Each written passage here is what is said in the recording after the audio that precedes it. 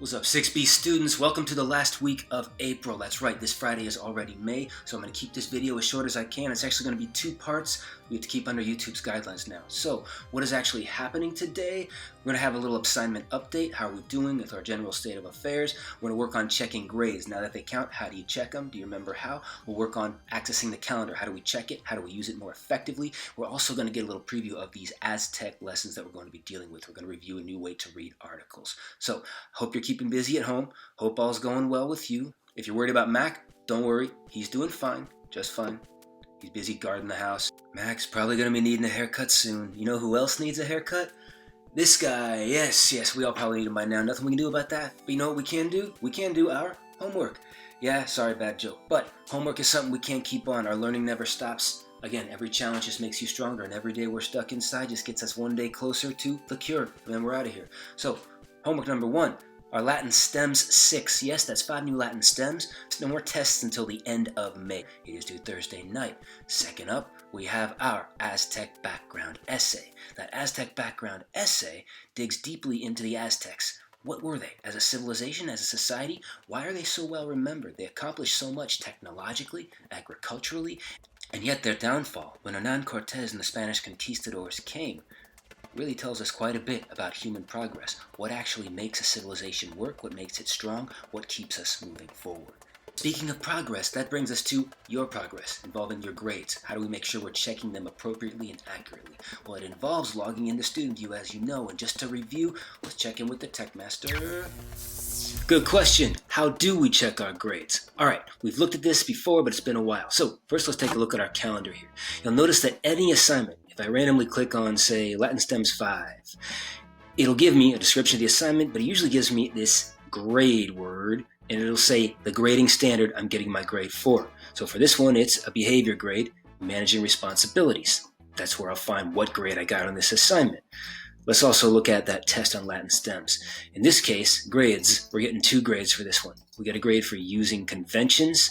How well can you identify and describe those stems of those common English language words?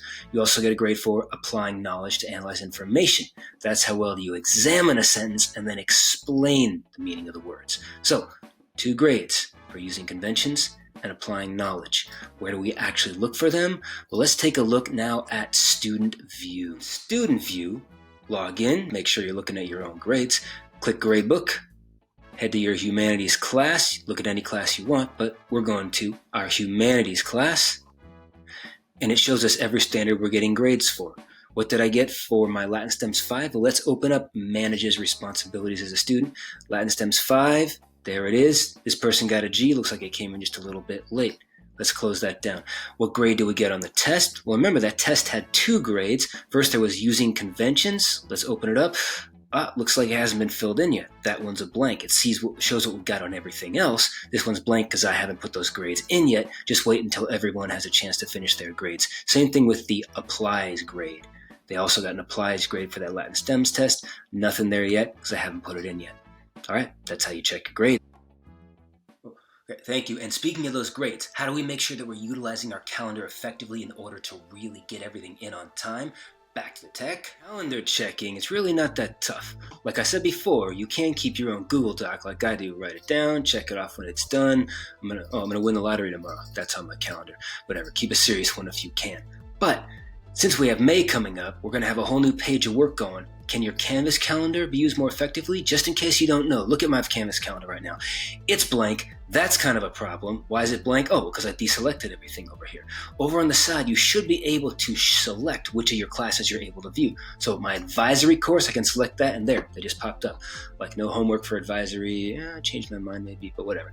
I can also deselect that. If I don't want to look at advisory right now, I could just look at my Conestoga teacher calendar, tell me about grading days and whatnot. I can then check out just my humanities calendar. Lets you know everything that's coming, all that special work that you guys need to do. You can look at all 3 of them at the same time if you really want a color explosion, or just look at one class at a time. Don't forget to look at every class every day, of course, but that's all you really need to do. And that brings us to our main topic for today, our study of the ancient Aztecs. But we do have quite a lot to cover over the next few weeks with them. So how exactly are we going to study them at home? Moving forward, we'll be doing a bit of reading involving a lot of comprehension questions. So let's look at what are they and how do I answer them. They're not crazy new, but the actual definition of a comprehension question is any questions that ask you to show how effectively you understand what an article is saying. They ask you, do you understand the article? The purpose of them then is to test your ability to read, understand, and explain what an article is saying. Explain's a big word here. We give you information, you have to make sense of it, like being a detective, as we keep saying. Big note, since you're explaining, there are often many different ways to answer these questions. Now, let's look at an example before we actually dive into what happens with our homework this week and next week. Here's an example of a short article. Mr. Brown. Article goes like this. As he heard his wife coming, Mr. Brown slid the cookie box back into the drawer. Nervous, his eyes bulging with guilt, he scooted to the table, hoping she hadn't seen. Oh, poor Mr. Brown. What an exciting story. However, it's easy to miss a comprehension question about this one, even a simple one like this. Why was Mr. Brown nervous? Okay, looking at the story, it's probably pretty obvious to you why he's nervous, but can you explain it clearly? Because again, I'm worried about getting some Patrick Starfish level answers. We got a few of these on our STEMS test and a few of these on our homework from last week as well.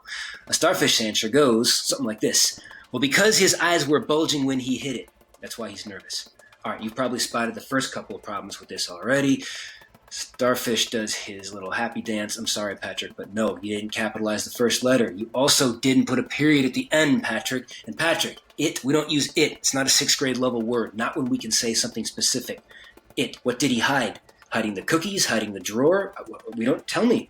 And who's his? Who is he? All you had to do was type Mr. Brown to be more specific, and this would have been above Starfish level. Big problem here. Did it even answer why? No. Something about his eyes bulging. You're just telling me what he looked like. You're not telling me why he's nervous. Why? That's a key. You guys can do better than that. There's also the minion level answer. Once again, we are looking at a minion because they like to say a lot, but don't actually make that much sense. Here's a minion answer. He was nervous when it happened and he hid the cookies and his eyes bulged. Okay. Better than Starfish answer, but once again, before you celebrate, he. Who's he? Mr. Brown, be specific. Always give specific details whenever you can. I guarantee your grades will go up. You'll understand and be more clear as well. When it happened. Okay, when what happened? What's it? When what happened? The cookie thing? The wife thing? We don't know. And. By the way, you got he, and his, and. You're repeating words, minion. It really is not that interesting to read, and it's not really giving us a lot of clarity here. He's hiding the cookies, his eyes bulged, he's nervous. We still don't know exactly why he's nervous. Is he nervous about the cookies? Tell us why. It's not quite there. Can't accept that. It didn't quite tell us why. So, looking at a cougar level answer, here's an option. Mr. Brown became nervous when he heard his wife coming because he seemed worried that she would see him eating the cookies. Kind of makes sense, doesn't it? Did it actually use evidence from the article? Well, yeah, Mr. Brown, we're specific. We're not using he, him. It mentioned that he heard his wife coming.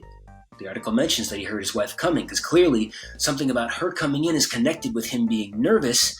It mentions that the cookie box was involved and he was hoping she hadn't seen them. We use that information as well. We were specific about who is doing what and why.